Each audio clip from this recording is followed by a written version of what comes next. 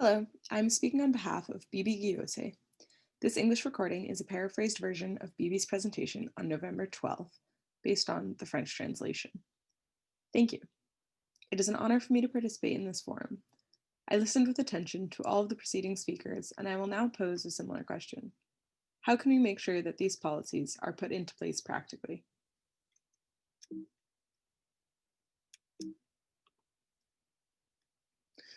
We were talking about Africa. What I would like to do is show the framework on the continental level. We have the 2063 agenda with the objective for the citizens to be healthy and nourished.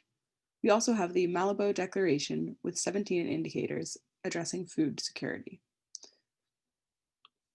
We have followed the regional African strategy, which should be applicable to all regions in Africa, but we understand that it is not going to work perfectly independently for all systems. Like Patrizia mentioned, we need to concentrate on the importance of food systems and the environment. We have put in place a plan which has multiple pillars on maternal and infant health. On the regional and national levels, what are the useful instruments on the community level and the regional levels? We will work with multiple organizations with their own nutritional and food system strategies. With these strategies, are they put to use well? Have they been evaluated properly? Are they being followed in practice? We need a catastrophe preparedness plan and early warning systems. The countries themselves envisage their own plan and commissions with experts on nutrition. They know best, and we cannot combat malnutrition without aligning the mission of the Ministry of Health within a country with our mission. In many countries, there already exist commissions close to focus on the health and nutrition of children that can develop these plans and work together. So we need to elevate these plans to be overseen by a higher office like the Prime Minister's office. We need to manage malnutrition at the national and local level with surveillance systems, but in many cases these have collapsed.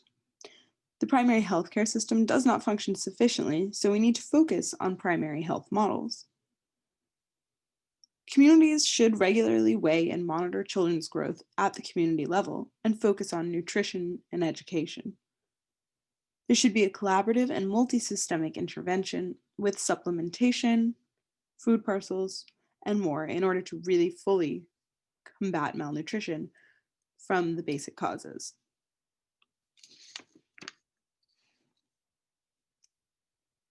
Taking the example of Botswana, my country, which is 3/4 desert and very dry, the policy is that no one should die of malnutrition. We have very strong and robust agricultural policies that take into account cultural traditions, local plants, and wild flora and fauna. Animals and livestock have to be part of the agricultural and food systems. We have a strong precautionary system that is very robust as well, and a robust growth monitoring program. We also have a system of surveillance of nutrition for mothers and children, and notably a system where all children can have meals in the cafeteria throughout primary school. What we need to do now is move from talk to action.